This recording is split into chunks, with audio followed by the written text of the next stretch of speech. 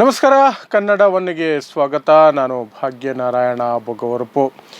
ಭಾರತದಲ್ಲಿ ದಿನ ಬೆಳಗಾದರೆ ಯಾವುದೋ ಒಂದು ಮೂಲೆಯಲ್ಲಿ ಯಾವುದೋ ಒಬ್ಬ ಪತ್ರಕರ್ತನ ಹತ್ಯೆ ಆಗ್ತಾನೆ ಇರುತ್ತೆ. ಅದಕ್ಕೆ ಕಾರಣಗಳು ನಾನಾ. ಭ್ರಷ್ಟಾಚಾರವನ್ನು ಹೊರಗೆಳೆದ ಅನ್ನುವಂಥದ್ದು, ಇನ್ಯಾರೋದೋ ಸುದ್ದಿಯನ್ನು ಪ್ರಕಟ ಮಾಡಿದ ಅನ್ನೋ ಕಾರಣಕ್ಕೋ, ಅಥವಾ ನಿಯತ್ತಿಂದ ಕೆಲಸ ಮಾಡ್ತಿದ್ದಾನೆ ಅನ್ನೋ ಕಾರಣಕ್ಕೂ ಯಾವುದೋ ಒಂದು ಕಾರಣಕ್ಕೆ ಕೊಲೆ ಆಗ್ತಿರ್ತಾನೆ. ಆದರೆ ಉತ್ತರ ಪ್ರದೇಶದಲ್ಲಿ ಮಾರ್ಚ್ 8ನೇ ತಾರೀಕು ನಡೆದಿರುವಂತಹ ಒಂದು ಕೊಲೆ ಇದೆಯಲ್ಲ, ಅದು ಸಹ ದೈನಿಕ್ ಜಾಗರಣ್ ಅನ್ನುವಂತಹ ಒಂದು ಪ್ರಖ್ಯಾತ ಮತ್ತು ಬಹಳ ದೊಡ್ಡ ಸರ್ಕ್ಯುಲೇಷನ್ ಹೊಂದಿರುವಂತಹ ಪತ್ರಿಕೆಯ ಪತ್ರಕರ್ತ ಕೊಲೆಯಾಗಿದ್ದಾನಲ್ಲ, ಅದಕ್ಕೆ ಹಿಂದಿನ ಕಾರಣನ ಪೊಲೀಸರು ಹೊರಗಿಟ್ಟಿದ್ದಾರೆ. ನೀವು ಬೆಚ್ಚಿ ಬೀಳ್ತೀರಿ.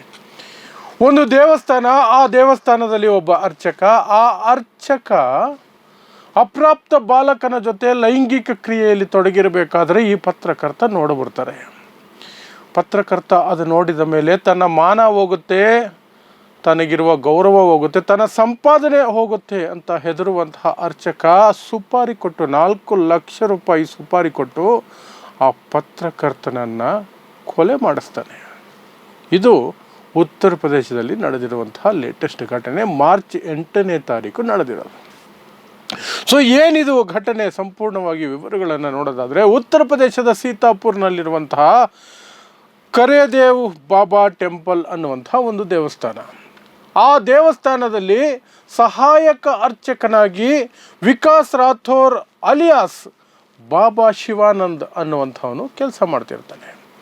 ಅವನು ದೇವಸ್ಥಾನದಲ್ಲಿ ಕೆಲಸ ಮಾಡೋದರ ಜೊತೆಗೇನೆ ಹೊರಗಡೆ ಸಾಕಷ್ಟು ದಂಧೆಗಳನ್ನು ಸಹ ನಡೆಸ್ತಿರ್ತಾನೆ. ಜೊತೆಗೆ ಮಂತ್ರತಂತ್ರ ಮಾಡ್ತೀನಿ, ದೆವ್ವ ಬಿಡಿಸ್ತೀನಿ ಅಂತ ಹೇಳಿ ಸಹ ಹಣ ಸಂಪಾದನೆಯಲ್ಲಿ ತೊಡಗಿಸ್ಕೊಂಡಿರ್ತಾನೆ. ಅದರ ಜೊತೆಗೆ ಅವನಿಗೆ ದೊಡ್ಡ ಚಟ ಅಂದರೆ ಅವನೊಬ್ಬ ಸಲಿಂಗಿ, ಅವನೊಬ್ಬ ಹೋಮೋಸೆಕ್ಷುವಲ್. ಹೀಗಿರಬೇಕಾದ್ರೆ ಒಂದು 4-5 ತಿಂಗಳಿನಿಂದ ರಾಘವೇಂದ್ರ ಬಾಜ್ಪೇಯಿ ಅನ್ನುವಂತಹ ಪತ್ರಕರ್ತರು, ದೈನಿಕ್ ಜಾಗರಣ್ ನಾನು ಮೊದಲೇ ಹೇಳಿದೆ, ಆ ಪತ್ರಿಕೆಯ ಪತ್ರಕರ್ತರು ಆ ದೇವಸ್ಥಾನಕ್ಕೆ ರೆಗ್ಯುಲರ್ ಆಗಿ ಹೋಗ್ತಿರ್ತಾರೆ. ಆ ಸಂದರ್ಭದಲ್ಲಿ ಈ ಪೂಜಾರಿ ವಿಕಾಸ್ ರಾಥೋರ್ ಅಲಿಯಾಸ್ ಬಾಬಾ ಶಿವಾನಂದ್ ಪರಿಚಯ ಆಗುತ್ತೆ, ಫ್ರೆಂಡ್ಶಿಪ್ ಆಗುತ್ತೆ. ಈ ಫ್ರೆಂಡ್ಶಿಪ್ಪಲ್ಲಿ ದಿನ ಮಾತಾಡ್ತಿರ್ತಾರೆ ದೇವಸ್ಥಾನಕ್ಕೆ ಬಂದಾಗೆಲ್ಲ. ಸೊ ಕುಶಲೋಪಚಾರಿ ವಿಚಾರಿಸ್ಕೊಳ್ಳೋದು ಅದೆಲ್ಲ ನಡೀತಾ ಇರುತ್ತೆ. ಪತ್ರಕರ್ತ ಅನ್ನೋ ಕಾರಣಕ್ಕಾಗಿ ಆ ಅರ್ಚಕನೂ ಸಹ ಸ್ವಲ್ಪ ಪ್ರೀತಿಯಿಂದಲೇ ಗೌರವದಿಂದಲೇ ಮಾತಾಡಿಸ್ತಿರ್ತಾನೆ. ಹೀಗಿರಬೇಕಾದ್ರೆ ಒಂದು ಸಲ ಹೇಳ್ದೆ ಕೇಳ್ದೇನೆ ಅಥವಾ ಯಾವುದೋ ಸಮಯದಲ್ಲಿ ಈತ ದೇವಸ್ಥಾನಕ್ಕೆ ಬರ್ತಾನೆ. ಯಾರು? ರಾಘವೇಂದ್ರ ಬಾಜ್ಪೇಯಿ ಪತ್ರಕರ್ತ. ಬಂದು ದೇವಸ್ಥಾನ ಖಾಲಿ ಇದೆಯಲ್ಲ ಅಂತ ಸ್ವಲ್ಪ ಒಳಗೆ ಹೋಗಿ ನೋಡಿದ್ರೆ ಅಲ್ಲಿ ಈ ಅರ್ಚಕ ಇದಾನಲ್ಲ, ಬಾಬಾ ಶಿವಾನಂದ ಅಲಿಯಾಸ್ ವಿಕಾಸ್ ರಾಥೋರ್, ಅಪ್ರಾಪ್ತ ಬಾಲಕ, ಆ ದೇವಸ್ಥಾನದಲ್ಲಿ ಸಣ್ಣ ಪುಟ್ಟ ಕೆಲಸ ಮಾಡೋಕ್ಕೆ ಅಂತ ಬರ್ತಿದ್ದಂತಹ ಅಪ್ರಾಪ್ತ ಬಾಲಕನೋರ್ವನ ಜೊತೆಯಲ್ಲಿ ಸಲಿಂಗ ಕಾಮದಲ್ಲಿ ತೊಡಗಿರ್ತಾನೆ, ಲೈಂಗಿಕ ಕ್ರಿಯೆಯಲ್ಲಿ ತೊಡಗಿರ್ತಾನೆ. ಅದನ್ನು ಈ ವ್ಯಕ್ತಿ ನೋಡ್ಬಿಡ್ತಾರೆ, ಪತ್ರಕರ್ತ ನೋಡ್ಬಿಡ್ತಾರೆ. ನೋಡ್ಬಿಟ್ಟು, ನಿನಗೆ ನಾಚಿಕೆ ಆಗಲ್ವಾ, ಇಂತಹ ಹಲ್ಕಟ್ಟು ಕೆಲಸ ಮಾಡ್ತಿದೆಯಲ್ಲ, ಅದು ದೇವಸ್ಥಾನದ ಒಳಗೆ ಮಾಡ್ತಿದೆಯಲ್ಲ, ನಿನಗೇನು ಬಂದಿರೋದು ರೋಗ, ನಿನ್ನ ಮುಖವಾಡವನ್ನು ಕಳಚ್ತೀನಿ, ನಿನಗೊಂದು ಗತಿ ಕಾಣಿಸ್ತೀನಿ ಅಂತ ಹೇಳಿ ಅಲ್ಲಿಂದ ವಿಕಾಸ್ ರಾಥೋರ್ಗೆ ಬೆದರಿಸಿ ರಾಘವೇಂದ್ರ ಬಾಜ್ಪೇಯಿ ಪತ್ರಕರ್ತ ಹೊರಟುಬಿಡ್ತಾರೆ. ಅದಾದ ನಂತರ ಸಾಕಷ್ಟು ಬಾರಿ ಫೋನ್ ಮಾಡಿ ಕರೆಯುವಂತಹ ಈ ಅರ್ಚಕ, ದಯವಿಟ್ಟು ಏನು ಮಾಡಬೇಡ, ನಾನು ನಿನ್ನ ಜೊತೆ ಮಾತಾಡಬೇಕು, ಬಾ ಬಾ ಅಂತ ಸಾಕಷ್ಟು ಬಾರಿ ಕರೆದರೂ ಸಹ ಆ ಪತ್ರಕರ್ತ ಹೋಗೋದಿಲ್ಲ. ಇದನ್ನು ಹೇಗೆ ಹೊರಗಿಡಬೇಕು, ಅದಕ್ಕೆ ಸಾಕ್ಷಿ ಬೇಕಲ್ಲ ಅನ್ನೋದನ್ನು ಯೋಚನೆ ಮಾಡಿಕೊಂಡು ಪತ್ರಕರ್ತರು ತಡೆದಿರಬೇಕಾದ್ರೆ, ನನಗೆ ತುಂಬ ಮೈ ಹುಷಾರಿಲ್ಲ, ದಯವಿಟ್ಟು ಬಾ ಅಂತ ಮಾರ್ಚ್ 8ನೇ ತಾರೀಕು ಈ ಅರ್ಚಕ ವಿಕಾಸ್ ರಾಥೋರ್ ಅಲಿಯಾಸ್ ಬಾಬಾ ಶಿವಾನಂದ್ ದೇವಸ್ಥಾನಕ್ಕೆ ಬಾ, ನನ್ನನ್ನು ನೋಡೋಕ್ಕೆ ಅಂತ ಕರೆಸ್ಕೊಳ್ತಾನೆ. ಬರುವ ದಾರಿಯಲ್ಲಿ ಆ ಪತ್ರಕರ್ತನನ್ನು ಇಬ್ಬರು ಬಂದೂಕುಧಾರಿಗಳು ಶೂಟ್ ಮಾಡಿ ಕೊಲೆ ಮಾಡಿಬಿಡ್ತಾರೆ. ಆತನನ್ನು ಕರೆಸ್ಕೊಂಡಿದ್ದು ದಾರಿ ಮಧ್ಯದಲ್ಲೇ ಕೊಲೆಯಾಗಿದ್ದು. ಆ ರೀತಿ ಆಯಿತಾ.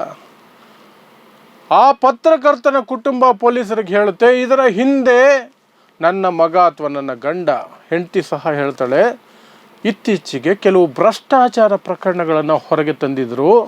ಆ ಭ್ರಷ್ಟಾಚಾರ ಪ್ರಕರಣಗಳ ಹಿನ್ನೆಲೆಯಲ್ಲಿ ಯಾರೋ ರಾಜಕಾರಣಿಗಳು ಅಥವಾ ಕಾಂಟ್ರಾಕ್ಟರ್ಗಳು ಕೊಲೆ ಮಾಡಿಸಿದ್ದಾರೆ, ಇದರ ಬಗ್ಗೆ ತನಿಖೆ ಆಗಬೇಕು ಅಂತ ಅವರು ದೂರನ್ನು ಕೊಡ್ತಾರೆ.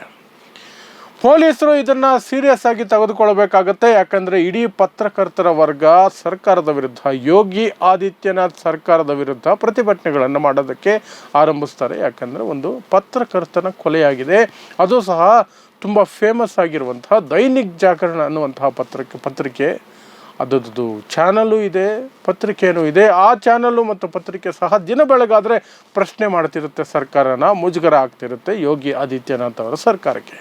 ಹಾಗಾಗಿ ಖಡಕ್ಕಾಗಿ ಪೊಲೀಸರು ಒಂದು ತನಿಖೆಯನ್ನು ಆರಂಭಿಸ್ತಾರೆ. ತನಿಖೆಯನ್ನು ಆರಂಭಿಸಿ ನಿನ್ನೆ ಅದಕ್ಕೆ ಒಂದು ಫಲಿತಾಂಶವನ್ನು ಕಂಡುಕೊಳ್ತಾರೆ ಪೊಲೀಸರು. ಏನು ನಡೀತು, ಯಾರು ಕೊಂದಿರ್ಬೋದು ಅಂತ ಬೆಚ್ಚಿ ಬೀಳ್ತಾರೆ. ಯಾರು ಕೊಂದಿರೋದು, ಯಾಕೆ ಆಗಿತ್ತು ಅನ್ನೋ ಘಟನೆಯನ್ನು ತಿಳ್ಕೊಂಡ ಮೇಲೆ ಪೊಲೀಸರು ಇವತ್ತು ಪ್ರೆಸ್ ಕಾನ್ಫರೆನ್ಸ್ ಮಾಡಿ ಎಲ್ಲವನ್ನು ಸಹ ಮಾಧ್ಯಮಗಳ ಮುಂದೆ ಪೊಲೀಸರು ಹೇಳ್ತಾರೆ. ಅಲ್ಲಿನ SP ಪ್ರೆಸ್ ಕಾನ್ಫರೆನ್ಸ್ ಮಾಡಿ ಹೇಳ್ತಾರೆ.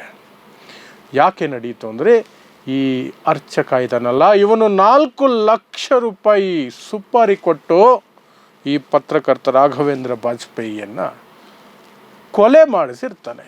ಯಾಕೆ, ನಾನು ಹೇಳಿದ ಘಟನೆಗೆ ತನ್ನ ಮಾನ ಹೋಗುತ್ತೆ ಮತ್ತು ಈ ದೇವಸ್ಥಾನದ ಅರ್ಚಕ ಅನ್ನೋ ಕಾರಣಕ್ಕೆ ತಾನು ಏನೆಲ್ಲ ಕೂಡ ನೆಟ್ವರ್ಕ್ ಮಾಡಿಕೊಂಡು ಹಣ ಸಂಪಾದನೆ ಮಾಡ್ತಿದ್ನೋ ಆ ಎಲ್ಲ ಸಂಪಾದನೆಗೂ ಬ್ರೇಕ್ ಬೀಳುತ್ತೆ.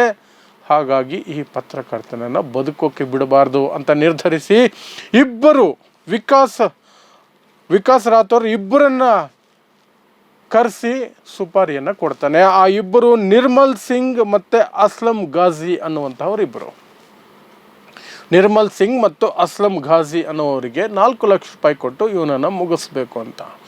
ಆ ಇಬ್ಬರು ಹೋಗಿ ಇಬ್ಬರು ಶಾರ್ಪ್ ಶೂಟರ್ಗಳನ್ನು ಹೈರ್ ಮಾಡಿ ಅವರನ್ನು ನೇಮಕ ಮಾಡಿ ಅವ್ರಿಗೊಂದಷ್ಟು ದುಡ್ಡು ಕೊಟ್ಟು ತಾವೊಂದಷ್ಟು ದುಡ್ಡು ಇಟ್ಕೊಂಡು ಈ ಕೊಲೆಗೆ ಸಂಚು ಮಾಡಿದರು. ಈ ಸಂಚಿನ ಹಿಂದೆ ವಿಕಾಸ್ ರಾಥೋರ್ ಅಲಿಯಾಸ್ ಬಾಬಾ ಶಿವಾನಂದ್ ದೇವಸ್ಥಾನದ ಅರ್ಚಕ ಪೂಜಾರಿ ಇದ್ದಾನೆ. ಅವನು ಈ ರೀತಿ ಸಲಿಂಗದಲ್ಲಿ ತೊಡಗಿರಬೇಕಾದ್ರೆ, ಅದು ಸಹ ಒಂದು ಅಪ್ರಾಪ್ತ ಬಾಲಕನ ಜೊತೆ ಸಲಿಂಗ ಕಾಮದಲ್ಲಿ ತೊಡಗಿರಬೇಕಾದ್ರೆ ಪತ್ರಕರ್ತ ರಾಘವೇಂದ್ರ ನೋಡಿದ್ದೆ ತಪ್ಪಾಯಿತು. ಆ ಕಾರಣಕ್ಕಾಗಿ ಅವನನ್ನು ಕೊಲೆ ಮಾಡಿಸಿದ್ದಾನೆ ಅಂತ ಈಗ ಪೊಲೀಸರು ಮಾಹಿತಿಯನ್ನು ಕೊಟ್ಟಿದ್ದಾರೆ ಮತ್ತು ಸಾಕ್ಷ್ಯಗಳನ್ನು ಸಹ ಅವರು ಕಲೆ ಹಾಕಿದ್ದೀವಿ ಅಂತ ಹೇಳ್ತಿದ್ದಾರೆ.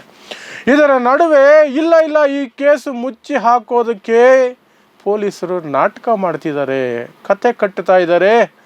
ಇದು ಅಂತಹ ಘಟನೆಗಿಂತಲೂ ಸಹ ಭ್ರಷ್ಟಾಚಾರ ಹೊರಗೆ ತಂದಿದ್ರಲ್ಲ ನನ್ನ ಗಂಡ, ಆ ಕಾರಣಕ್ಕಾಗಿಯೇ ಕೊಲೆ ನಡೆದಿರುವಂತಹದ್ದು. ರಾಜ್ಯದ ಪೊಲೀಸರ ಮೇಲೆ, UP ಪೊಲೀಸರ ಮೇಲೆ ನಮಗೆ ನಂಬಿಕೆ ಇಲ್ಲ, ಕೇಸನ್ನು CBIಗೆ ಕೊಡಿ ಅಂತ ರಾಘವೇಂದ್ರ ಬಾಜಪೇಯಿ ಪತ್ರಕರ್ತನ ಹೆಂಡತಿ ಈಗ ಅಹವಾಲನ್ನು ಮುಂದಿಟ್ಟಿದ್ದಾರೆ. ಅದು CBIಗೆ ಹೋಗುವ ಸಾಧ್ಯತೆಗಳು ತುಂಬ ಕಡಿಮೆ. ಯಾಕೆಂದರೆ ಇದನ್ನು ಪೊಲೀಸರು ಸ್ಪಷ್ಟವಾಗಿ ಸಾಕ್ಷ್ಯ ಸಮೇತವಾಗಿ ಎಲ್ಲವನ್ನು ವಿವರಿಸಿದ್ದಾರೆ. ಅರ್ಚಕನು ಮತ್ತು ಇಬ್ಬರು ವ್ಯಕ್ತಿಗಳು ಅರ್ಚಕ ವಿಕಾಸ್ ರಾಥೋರ್ ಮತ್ತು ಅವನು ನೇಮಿಸಿದಂತಹ ಇಬ್ಬರು ವ್ಯಕ್ತಿಗಳು ನಿರ್ಮಲ್ ಸಿಂಗ್ ಮತ್ತು ಅಸ್ಲಂ ಘಾಜಿ ಅನ್ನುವಂಥವರು ಇಬ್ಬರನ್ನು ಬಂಧನ ಮಾಡಲಾಗಿದೆ. ಶಾರ್ಪ್ ಶೂಟರ್ಸ್ ಇಬ್ಬರು ತಪ್ಪಿಸ್ಕೊಂಡಿದ್ದಾರೆ.